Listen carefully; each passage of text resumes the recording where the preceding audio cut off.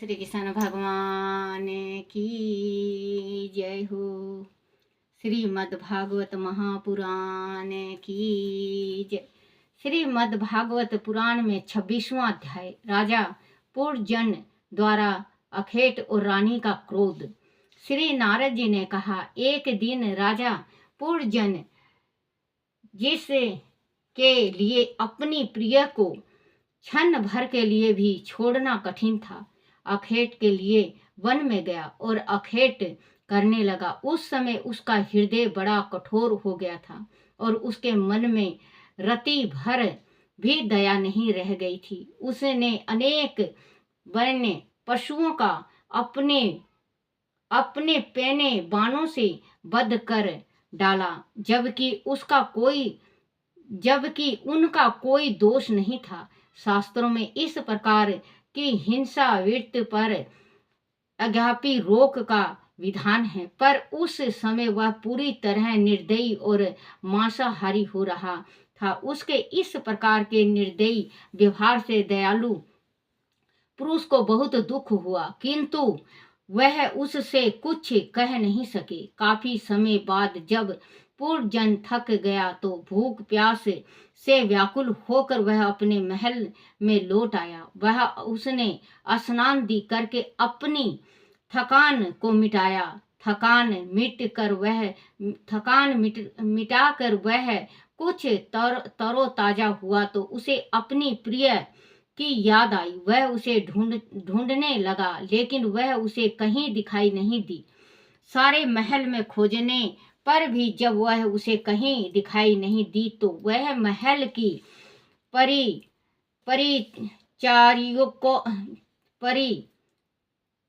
परिचारिकाओं से और उनकी सखियों से पूछने लगा कि वह सुंदरी कहाँ है जो सदैव उसके विवेक को जगाए रखती थी। बिना प्रिय के तो वह घर सुना लग रहा है। उस स्त्रियों ने पूर्वजन से कहा कि न जाने उनकी प्रिय को आज क्या हो गया है, जो वह बिना श्रृंगार के अस्त व्यस्त दशा में शयन की जगह जमीन पर पड़ी है। अपनी स्त्री को धरती पर पड़े देखकर पूर्वजन अत्यंत व्याकुल हो गया। उसने अपनी प्रिया के पास बैठकर उसे प्रेम पूर्वक समझाने का प्रयास किया और उससे इस प्रकार पड़े रहने का कारण पूछा, पर वह कुछ नहीं बोली और उसी तरह पड़ी रहती। परंजन के बार बार मनाने पर भी उसने अपना मुंह उठाकर उसकी ओर नहीं देखा। पूरंजय ने उसे उठाकर अपनी गोद में लिटा लिया और उससे अपने अपराध के विषय में पूछने लगा कि उससे क्या अपराध हो गया जो वह इस प्रकार श्रीहीन होकर पड़ी है।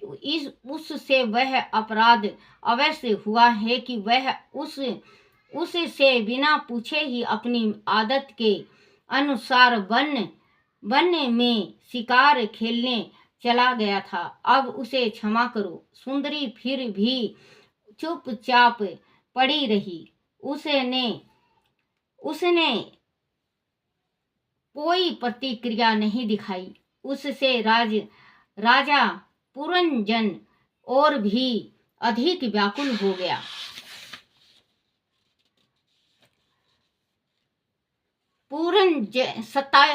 भागवत पुराण में 27वां अध्याय। पूरंजय के महल पर चंडाल वेग और काल कन्या की नजदीक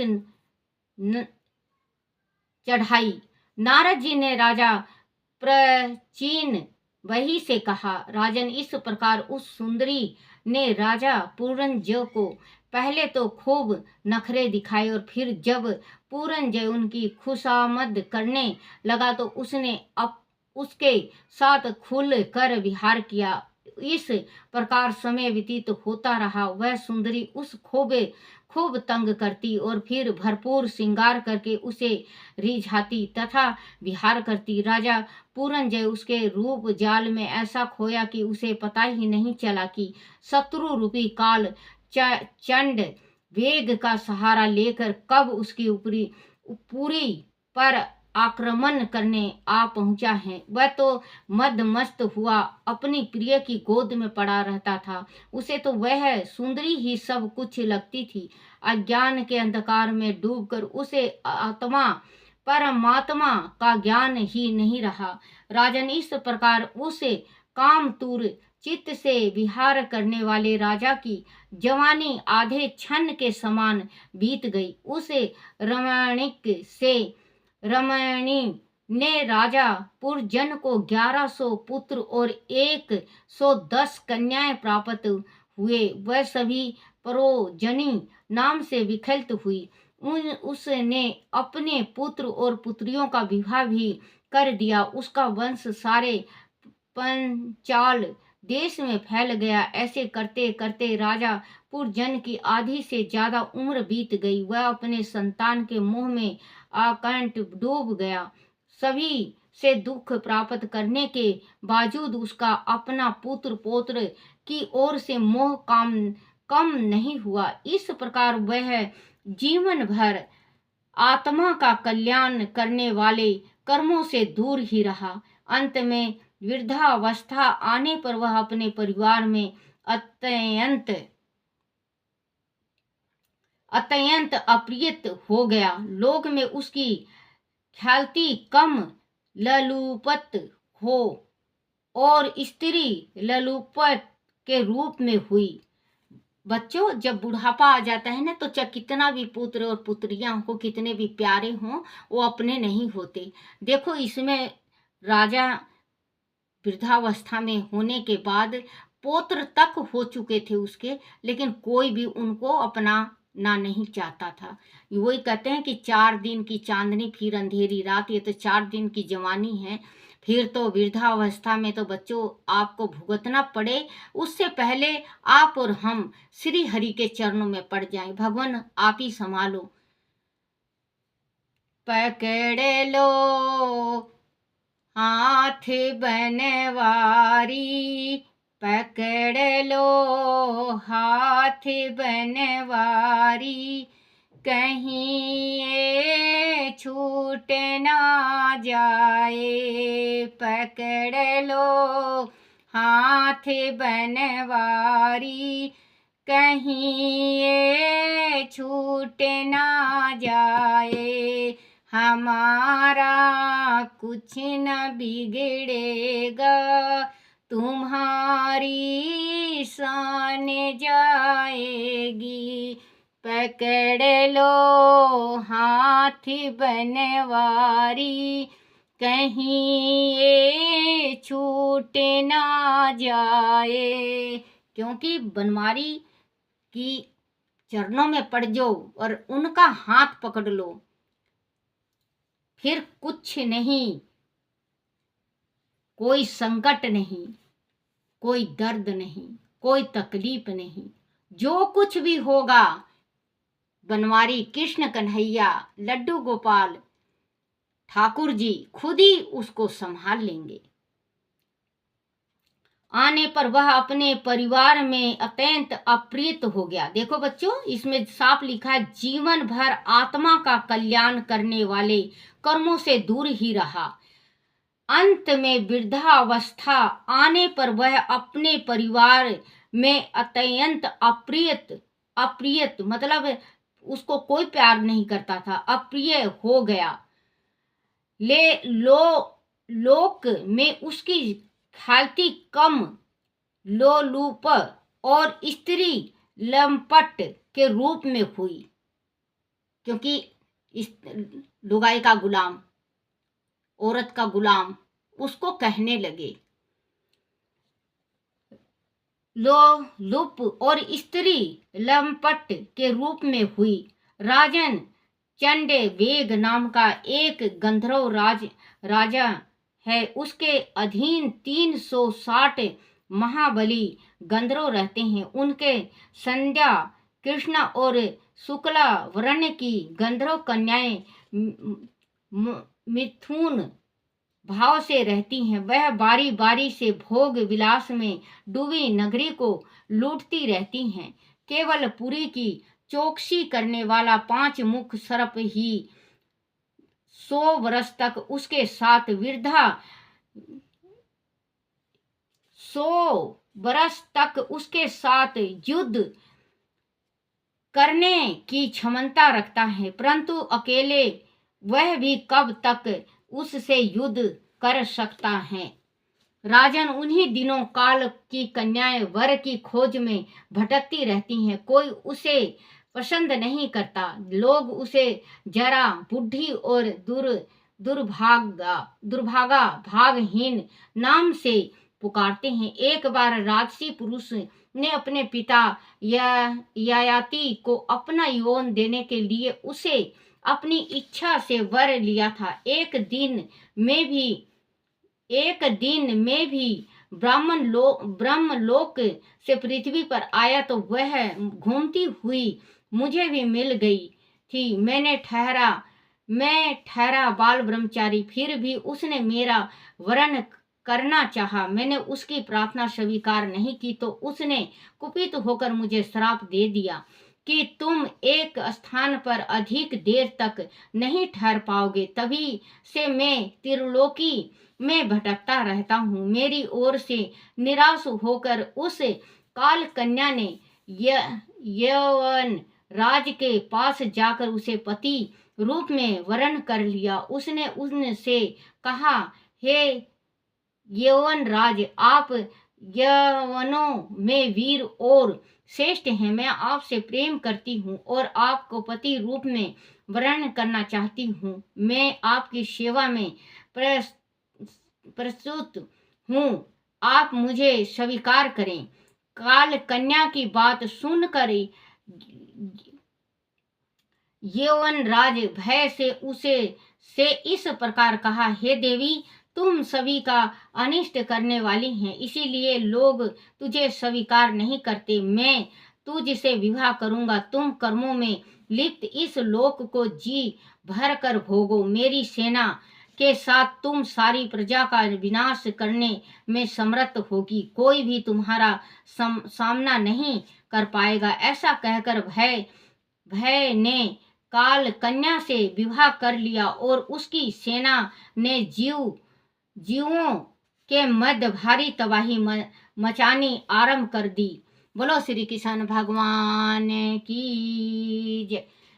श्री कृष्ण गोविंद हरे मुरारी, हे नाथ नारायण वासुदेवाय, हे नाथ नारायण वासुदेवाय, हे नाथ नारायण वासुदेवाय। बच्चों, जो ये मैं पढ़ के सुनाई हूँ अभी, ये अपना शरीर है जो इसमें बताया गया, आगे भी बताएगा। इस शरीर के वास्ते बताया जाएगा कि ये शरीर है। हम अपने शरीर को जैसे भी ढाल लें, क्योंकि अगर हम इस शरीर को खाना ज़्यादा देने लगें तो खाना ज़्यादा मांगेगा, पानी ज़्यादा पीने लगे तो शरीर पानी ज़्यादा मांगेगा, हम सेक्स ज़्यादा करने लगे तो हमारा शरीर सेक्स ज़्यादा मांगेगा, हम बाल ब्रह्मचारी रहें तो हमारा शरीर बाल ब्रह्मचारी मांगेगा।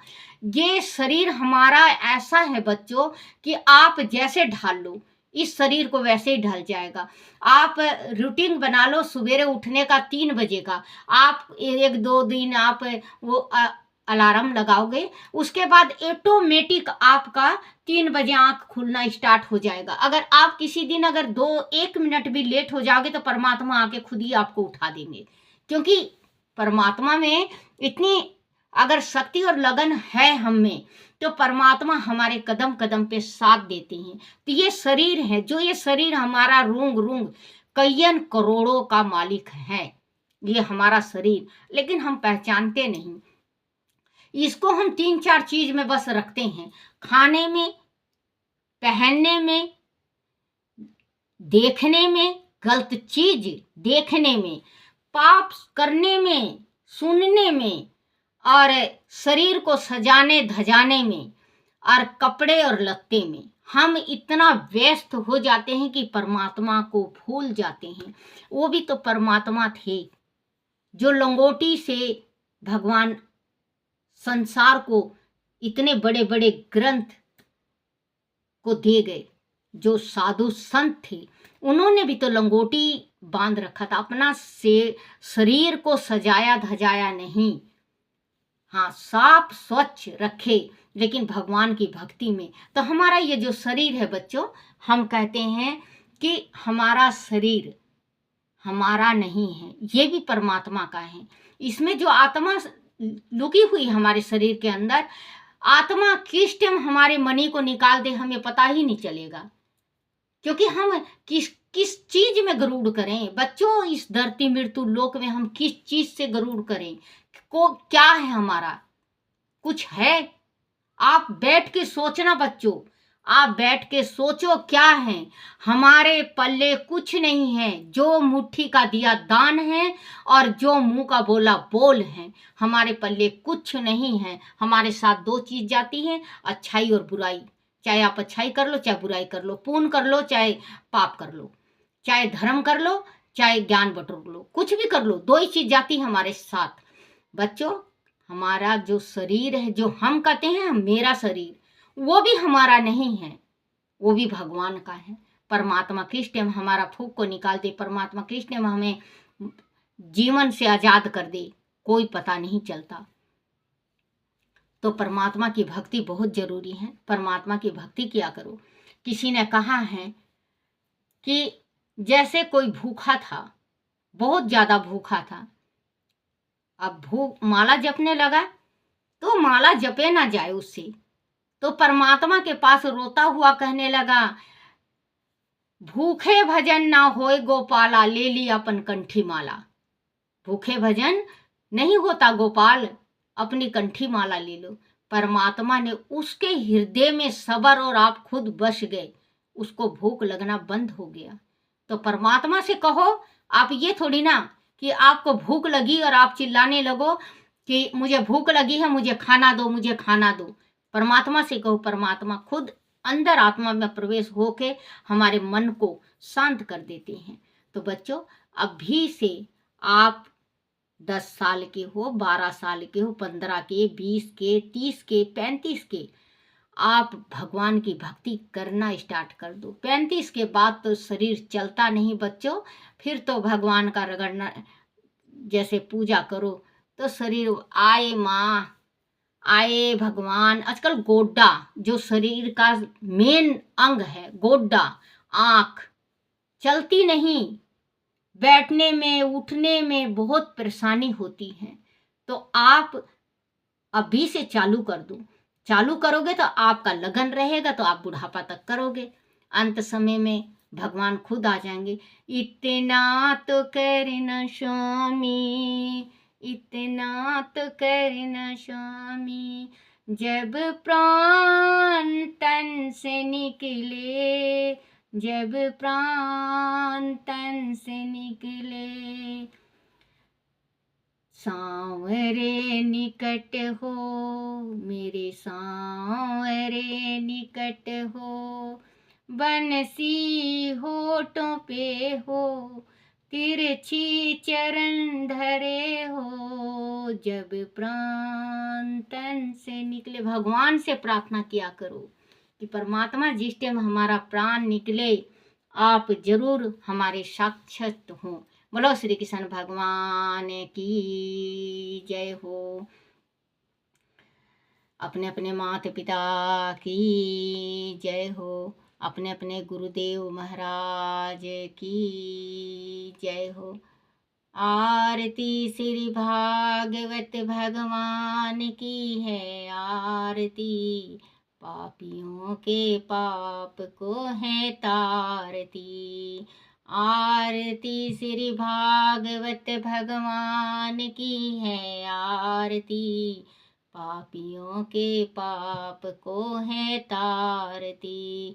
बोलो श्री कृष्ण भगवान की जय हो। अपने अपने माता पिता की जय हो।